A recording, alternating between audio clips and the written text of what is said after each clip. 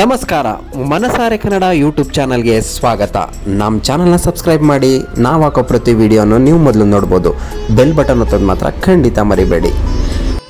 ಜ್ಞಾನಪೀಠ ಪ್ರಶಸ್ತಿ ವಿಜೇತ ಕನ್ನಡದ ಕವಿಗಳು ಯಾರ್ಯಾರು ಅನ್ನೋದನ್ನು ನಾನಿವತ್ತು ನಿಮಗೆ ಈ ವಿಡಿಯೋದಲ್ಲಿ ತಿಳಿಸ್ಕೊಡ್ತಾ ಇದ್ದೀನಿ. ಕನ್ನಡಕ್ಕೆ ಒಟ್ಟು 8 ಜ್ಞಾನಪೀಠ ಪ್ರಶಸ್ತಿಗಳು ಬಂದಿದೆ.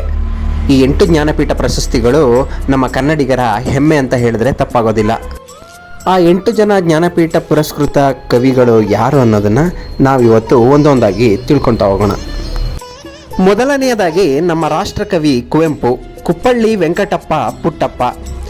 ಕುವೆಂಪುರವರು 1967ರಲ್ಲಿ ಶ್ರೀ ರಾಮಾಯಣ ದರ್ಶನಂ ಕೃತಿಗೆ ಜ್ಞಾನಪೀಠ ಪ್ರಶಸ್ತಿಯನ್ನು ಮೊಟ್ಟ ಮೊದಲ ಬಾರಿಗೆ ತಂದುಕೊಡ್ತಾರೆ. ಎರಡನೆಯದಾಗಿ ದ.ರಾ ಬೇಂದ್ರೆ, ದತ್ತಾತ್ರೇಯ ರಾಮಚಂದ್ರ ಬೇಂದ್ರೆ. ಇವರು 1973ರಲ್ಲಿ ಇವರ 4 ತಂತಿ ಕೃತಿಗೆ ಜ್ಞಾನಪೀಠ ಪ್ರಶಸ್ತಿಯನ್ನು ತಂದುಕೊಡ್ತಾರೆ. ಮೂರನೆಯದಾಗಿ ಡಾಕ್ಟರ್ ಶಿವರಾಮ ಕಾರಂತ, 1977ರಲ್ಲಿ ಇವರ ಮೂಕಜ್ಜಿಯ ಕನಸುಗಳು ಕೃತಿಗೆ ಜ್ಞಾನಪೀಠ ಪ್ರಶಸ್ತಿ ಸಿಗುತ್ತೆ. ನಾಲ್ಕನೆಯದು ಮಾಸ್ತಿ ವೆಂಕಟೇಶ್ ಅಯ್ಯಂಗಾರ್, 1983ರಲ್ಲಿ ಕನ್ನಡ ಸಾಹಿತ್ಯಕ್ಕೆ ಸಮಗ್ರ ಕೊಡುಗೆಯನ್ನು ನೀಡಿದ್ದಕ್ಕಾಗಿ ವಿಶೇಷವಾಗಿ ಚಿಕ್ಕವೀರ ರಾಜೇಂದ್ರ ಕೃತಿಗೆ ಜ್ಞಾನಪೀಠ ಪ್ರಶಸ್ತಿಯನ್ನು ಪಡ್ಕೊಳ್ತಾರೆ.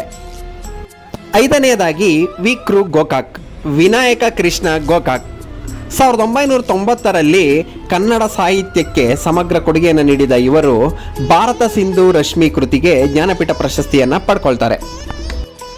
ಆರನೆಯದಾಗಿ ಯು.ಆರ್. ಅನಂತಮೂರ್ತಿ, 1994ರಲ್ಲಿ ಇವರ ಸಮಗ್ರ ಸಾಹಿತ್ಯಕ್ಕೆ ಜ್ಞಾನಪೀಠ ಪ್ರಶಸ್ತಿ ಸಿಗುತ್ತೆ. ಏಳನೆಯದು ಗಿರೀಶ್ ಕಾರ್ನಾಡ್, 1998ರಲ್ಲಿ ಇವರ ಕನ್ನಡ ಸಾಹಿತ್ಯಕ್ಕೆ ಮತ್ತು ನಾಟಕಕ್ಕೆ ಜ್ಞಾನಪೀಠ ಪ್ರಶಸ್ತಿಯನ್ನು ಕೊಡಲಾಗುತ್ತೆ. ಇನ್ನು 8ನೆಯದಾಗಿ ಚಂದ್ರಶೇಖರ್ ಕಂಬಾರರು, 2010ರಲ್ಲಿ ಕನ್ನಡ ಸಾಹಿತ್ಯಕ್ಕೆ ಇವರಿಗೆ ಜ್ಞಾನಪೀಠ ಪ್ರಶಸ್ತಿ ಸಿಗುತ್ತೆ. ನೋಡಿದ್ರಲ್ಲ, ಕನ್ನಡಕ್ಕೆ ಕೀರ್ತಿಯನ್ನು ತಂದಂತಹ 8 ಕನ್ನಡ ಜ್ಞಾನಪೀಠ ಪ್ರಶಸ್ತಿ ವಿಜೇತ ಮಹಾಕವಿಗಳನ್ನು. ಹೀಗೆ ನಮ್ಮ ಚಾನಲ್ನ ಸಪೋರ್ಟ್ ಮಾಡ್ತಾ ಇರಿ. ಇನ್ನೂ ಹೆಚ್ಚು ವೀಡಿಯೋಸ್ಗಳನ್ನು ನಮ್ಮಿಂದ ನೀವು ನೋಡ್ಬೋದು.